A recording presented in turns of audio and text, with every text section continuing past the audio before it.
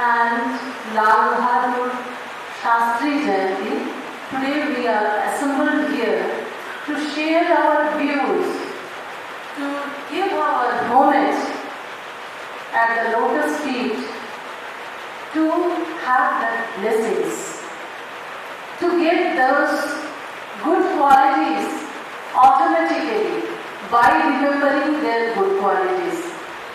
For that purpose we are assembled here. So, please to share. Here my lovely teachers of teachers team as well as students of I think 5th and 6th standard are here. 5th and 6th standard students are here. Or 7th is also here. 7th class students are not here. So they are our future nation builder. They are also here. They must know their country. So this type of occasion used to give us space to think, to just go through their life and to compare where we people are lagging behind, what good qualities they were having and we are still lagging behind to be at that level. If not at that level, at least the level by which we can respect ourselves. Don't forget to get respect from others. Respect for ourselves. First we should have that particular feeling. Here, because of my work, I am having that feeling that I am really very good person. This feeling must be there inside the mind and heart of the person. If it is missing, then in that case, you can't get respect from the world. First you pay respect to yourself. And that doesn't come from any outside source. It comes from within only. And it comes through your own work only. Because you know better than anyone of this world. So, if your works are really praiseworthy one, then automatically respect will be generated inside you for yourself. Yes, I am a man of character. Yes, I am full of goodness. Yes, I am pure from the core of my heart. Yes, I am very strong. Yes, I can face this world of difficulties, or I can just penetrate the adamantine walls of difficulties. If this type of convictions, this type of affirmation comes from the core of our heart, then we can consider really I am a respectable one. In general, what happens? We expect respect from others. They are no more physically in this world, but they are getting respect. They are no more here physically, but we are celebrating their birthdays. Today is expected to be holiday. Till now, 2nd October is holiday, Gandhi Jayanti, and we will remain at home. We are getting one more day of enjoying holiday other than your Sunday. So this type of impression was there in our mind. But nowadays what is happening?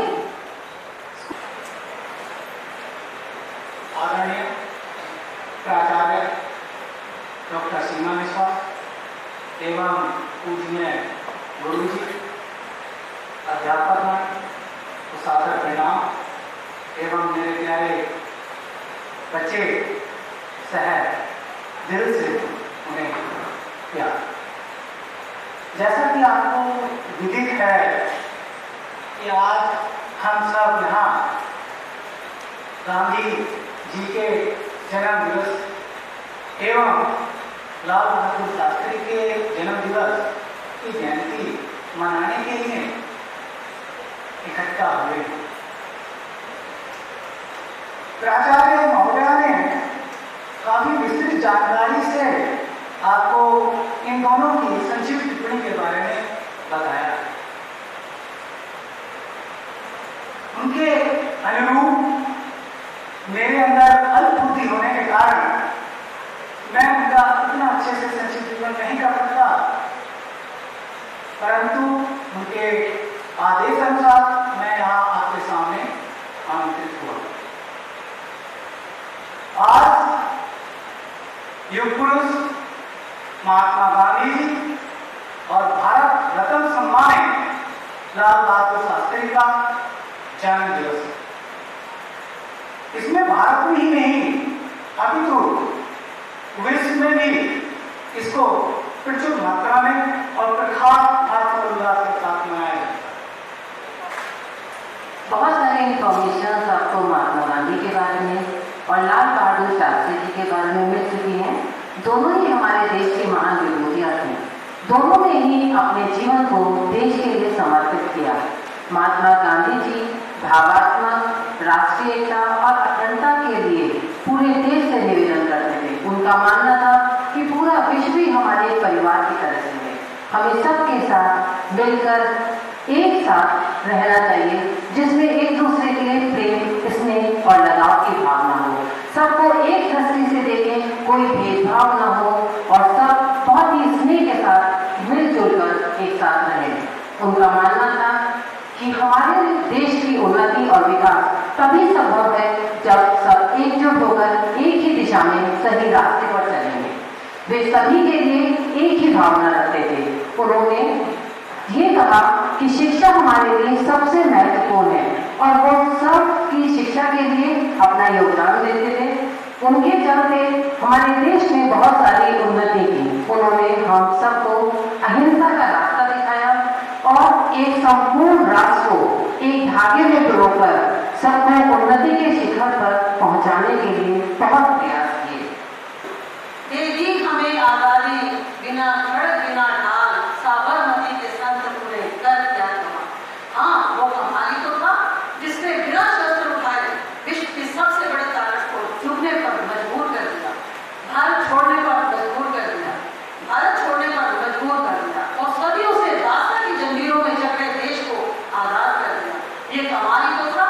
दुनिया में एक ऐसा महात्मा था जो पाप से घृणा करता था, पापी से नहीं, जो लक्ष्य और उसे प्राप्त करने के साधन दोनों के पवित्र होने की वकालत करता था, जो एक गाल पर थप्पड़ खाने के बाद दूसरा गाल आड़े कर देता था। उनके भजन में भी ईश्वर के तो अल्लाह भी थे। गांधी जी ने खूब सफल आंदोलन भी किए। इन सफल आंदोलनों की वजह से गांधी जी की कीर्ति पूरे विश्व में फैल गई और धीरे धीरे उन्हें गुरु रविंद्रनाथ टैगोर जी द्वारा महात्मा की उपाधि और नेताजी सुभाष चंद्र बोस द्वारा राष्ट्रपिता की उपाधि सर्वव्यापक हो गई। अपराध लोग एवं भाई लोग जो गांधी जी ने अपने टाइम में किया था, जैसा कि हमारी प्रिंसिपल मैम ने बताया है कि महात्मा गांधी जी का जन्म 2 अक्टूबर 1869 को एक सामान्य परिवार में हुआ था, क्योंकि वो एक सामान्य ही परिवार में रहते थे। उन्होंने अपने असाधारण कार्यों एवं अहिंसावादी विचारों से पूरे देश की सोच को बदल दिया था।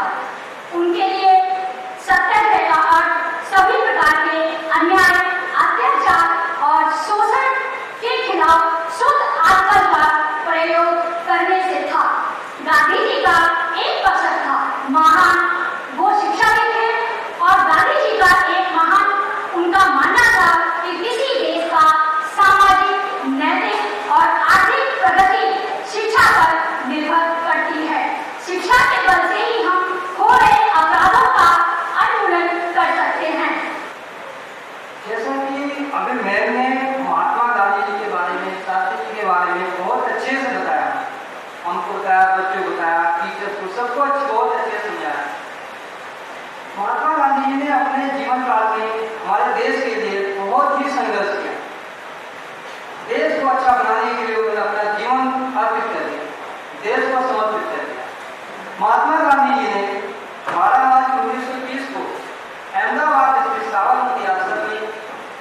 साबरमती आश्रम से दांडी गांव तक 24 दिन का पैदल मार्च निकाला। 24 दिन का मार्च निकाला, वो भी पैदल। इस मार्च को दांडी मार्च, नमक सत्याग्रह और दांडी सत्याग्रह के रूप में इतिहास में जगह मिली। इसको विकसित किया गया, इतिहास में इस तरह से करने से इसका नाम हुआ।